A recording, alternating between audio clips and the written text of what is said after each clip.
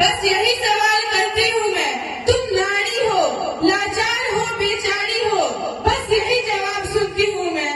जब बड़ी हुई समाज की रस्मों को जाना पहचाना, अपने सवालों का जवाब मैंने खुद नहीं पाया।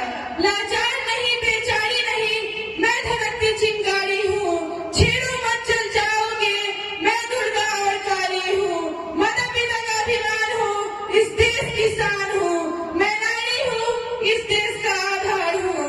कानून के रखवाले आदरणीय मुख्य अतिथि महोदय, समाज सेवक विशिष्ट अतिथि महोदय, इस संस्था को निदेशक महोदय, अनुशासन और नैतिकता के संरक्षक प्रधान अध्यापक महोदय, सम्मानित शिक्षकगण, बुजुर्गों, देश के कर्मधारी युवाओं एवं मेरे प्यारे साथियों, मैं सौम्या परवीन, कक्षा 8वीं की छात्रा, न्यू एसएस पब्लिक स्कूल के मंच से आप सभी को नमस्कार, प्रणाम एवं अस्सलाम वालेकुम पेश करती हूँ।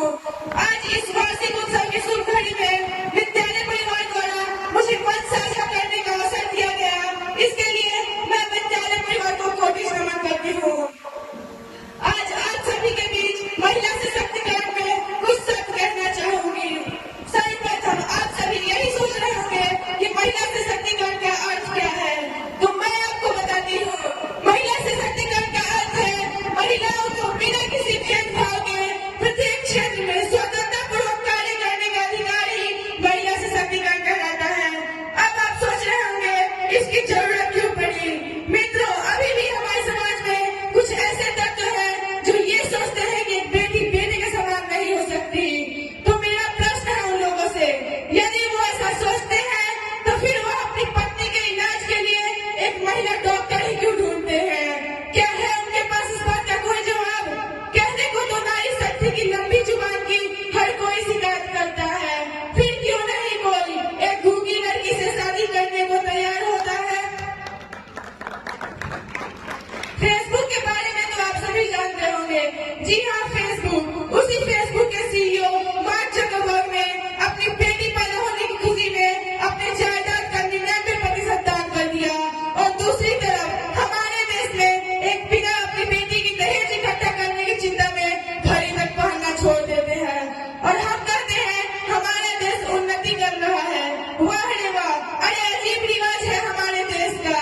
नियत आदमियों की खराब होती है और खूंखार इस नारी शक्ति से निकलवाया जाता है, परंतु आज की नारी प्रत्येक क्षेत्र में पुरुषों के साथ कंधे से कंधा मिलाकर आगे बढ़ रही है, और यही नहीं, सरकार और समाज भी इस पर महत्वपूर्ण योगदान दे रही है। सरकार के द्वारा बेटी बचाओ बेटी पढ़ाओ योजना, सुकन्या समृद्धि योजना, उज्ज्वला योजना जैसी अनेक योजनाएं लागू की गई है, और समाज भी नारियों के महत्व को समझने लगा है। इतना ही नहीं, भारतीय संविधान में लोकसभा और राज्यसभा में नारियों के लिए सीट आरक्षित रखी गई है।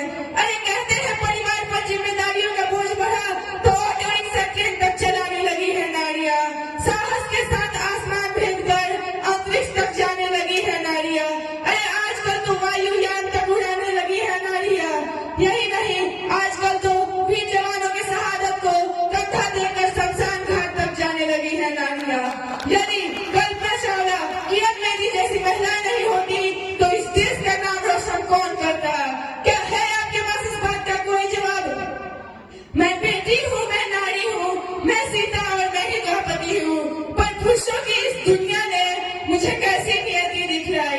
अरे कभी हार गए जुए में तो कभी अग्नि परीक्षा दिलवाई। कलयुग हो या सदयुग हो, इल्जाम मुझी पर आता है, फिर ना जाने क्यों काली अंधेरी सड़कों पर चलने से मन घबराता है। मैं जलती हूँ, मैं मरती हूँ, जब सफर अकेले करती हूँ। अरे ना जाने ये कौन सा साया है, ना जाने ये कैसी आहट है। उन अंधेरी सड़कों पर दो बाहों ने मुझे खींच लिया, एक ने मुंह पे हाथ रखा तो दूसरे ने आंचल खींच लिया, फिर मर्यादा की सारी सीमाओं को तार तार कर डाला। उन